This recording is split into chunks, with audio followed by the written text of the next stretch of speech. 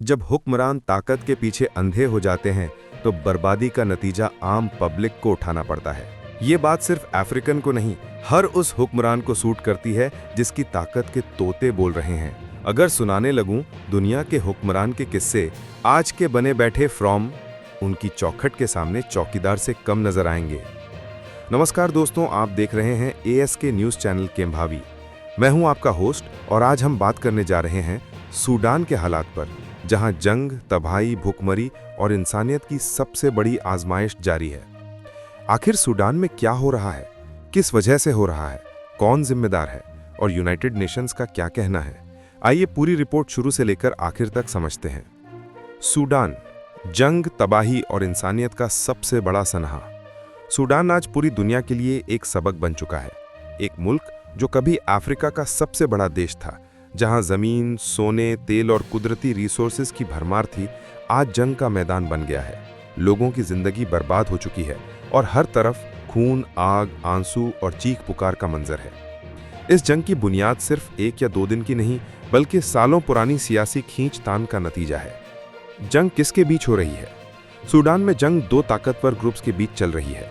Number 1, Sudan army, जिसका leadership general Abdel Fattah अल बुरहान के हाथ में है। Number 2, RSF, rapid support forces, जिसका क़यादत जनरल मोहम्मद हमदान दगालो के पास है।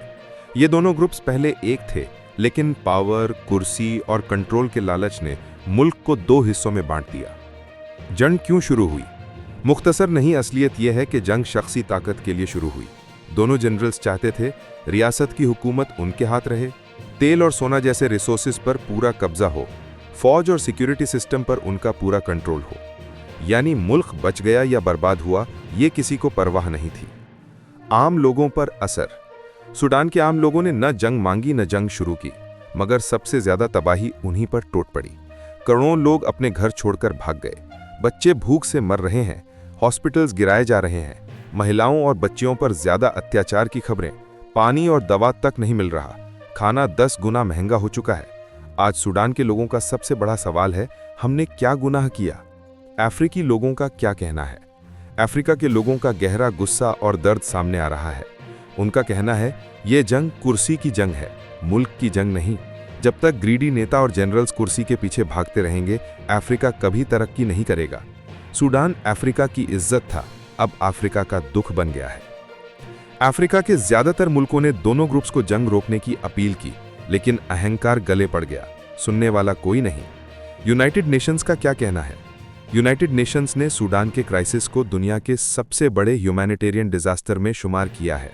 UN के मुताबिक 2 करोड़ लोग मदद के मोहताज हैं, 1 करोड़ 20 लाख लोग भूखमरी के करीब, 5 लाख बच्चों का फ्यूचर खतरे में, 2 लाख से ज्यादा लोग जंग में जान गंवा चुके।